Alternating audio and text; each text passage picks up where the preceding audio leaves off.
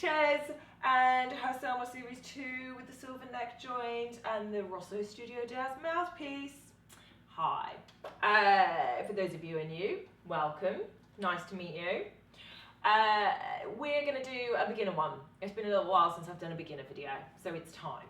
That was Fly Me to the Moon. If you don't already know it, why not? I like the Frank Sinatra version best. What a crooner. Love him. Mickey Blue Eyes. I know he was a total rogue, but I think if I was born in that era, I probably would have gone there if I'd had the opportunity. Anyway, we digress.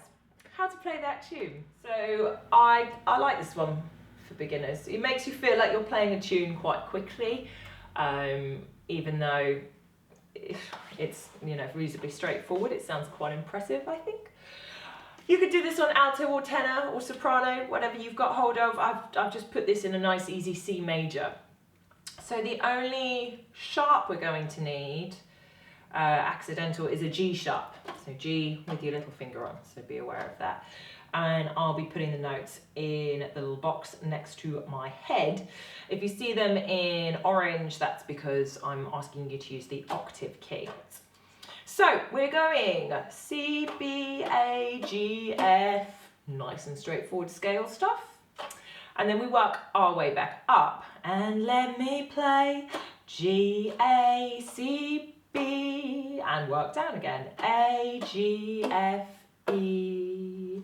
So we've got fly me to the moon and let C, B, A, G, F, E. Next phrase does a similar pattern but starts on the A, I think. And we're going to use that G sharp in a minute. I'm putting all sorts of frills and decoration on this. So if you're a more advanced player and you're watching this because you've watched all my other videos and you're like, oh, a beginner one, oh well, I'll watch it anyway. Try and add in some of the tricks I'm putting in. So I'll just give the basic and then I'll explain one or two tricks very briefly. So A, G, F, E, D, E, F, A, G sharp, F, E, D, C. So I'm going slowly through all the fingerings as well because I'm aware that I've got a few followers from different countries, and I think it's Spanish, they use do, re, mi, and they don't use the A, B, C, and so the fingerings in there too. Let me see what spring is like on Jupiter and Mars. Twiddles and things. Let's see, what did I do?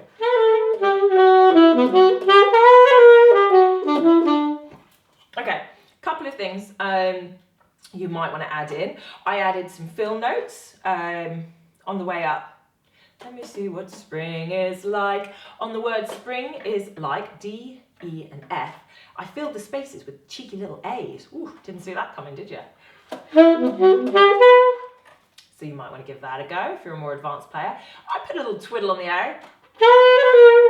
And that twiddle wasn't even just a twiddle. I had some throat bend in there as well. If you haven't watched my video on throat bending, that's a good one to check out. It's a really good trick. And it just changes it from being to, can you hear that? It gives it a little bit more edge. Without, with. Nice. Carrying on to the tune. Ooh, sorry, we may have another note, another sharp in there. We have C sharp. It's dead easy. No fingers. Look, no hands, mum. C sharp. In other words, C sharp, D with the octave key, A with the octave key. In other words, hold my hand. C, B, A, octaves. In other words, B, C, F, F. I had a little flick in there as well. Another one for you to try. Flick is basically, if you haven't come across it already or heard me talk about it, it's when you just stick the note underneath in very quickly, very, very quickly. And it gives it a cool effect. You hear that? It's like an intentional trip, but in a cool way. It's kind of like swag. In other words, C, B, C, F, F. Darling, kiss me, A, G, F, E. You see what I mean? That a lot of this moves by step, so it's quite a good one for beginners. Okay, so that's the first kind of verse. And then it almost does the same thing again, so I'm going to whiz through nice and quick. Fill my heart with song, C, B, A, G, F, G, A, C, B, A, G, F, E. A, G, F, E, G, E, F, A, G sharp, F, E, G, C. Please do pause the video if you want to have a little look at the notes for that bit, because I went through that super fast, but it was the same as the first. Here's where it starts to change. She says it's exactly the same in that bit. Okay, so it's just the last bit that changes. In other words, C sharp, D, A, and then high C, C, B, G, G sharp, this is where it changes, A, C, C, C, D, C. I have simplified it slightly. So I think in the original there's maybe 3 different versions, and there's the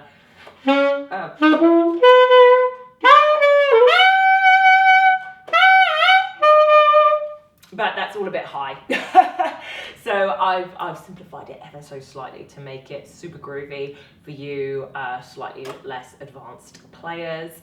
And I hope it was fun. I hope you got your fingers around that reasonably quickly. And if you've got any requests or anything, then drop them in the box. You know, I try and get around them all. I have got them on a huge list, and I'm going to be working my way through all your requests bit by bit. Really appreciate you all following and subscribing, and yeah, my Instagram seems to be getting busier and busier, so I think some of you are going across to that as well, so do check that out. I'm on Instagram and Twitter and all those things if you want to know what I'm up to.